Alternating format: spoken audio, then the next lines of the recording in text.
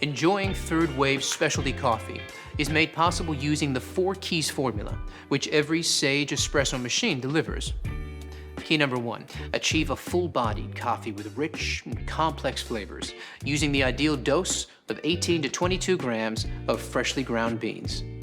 Key number 2, sweet, delicious, and nuanced flavor notes begin with precise digital control over water temperature at 93 degrees Celsius for a perfectly balanced taste. And key number 3 starts with low-pressure pre-infusion, followed by a high-pressure 9-bar extraction process delivered via our 15-bar Italian pump and overpressure valve. The 4th and final key is about getting that silky, velvety microfoam, only possible with high-pressure steam.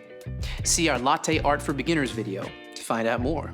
Achieving the perfect espresso extraction is based on a number of factors you need to monitor and adjust regularly. Here's a barista to explain how it's done.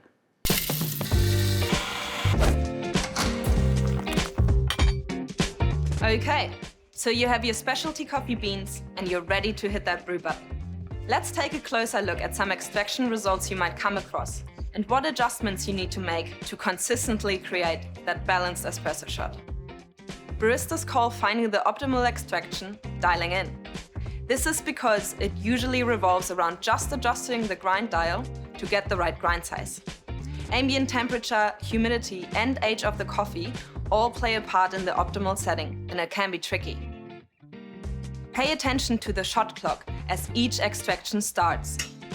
If your espresso is flowing too fast, it's under-extracted, and you'll need to decrease your grind size, making it finer for the next coffee you make. However, if it's flowing too slowly, it's over-extracted. So increase your grind size, making it coarser for your next coffee. Keep an eye on this each time you make a coffee for that perfectly balanced shot, just like this. Brilliant, Leo.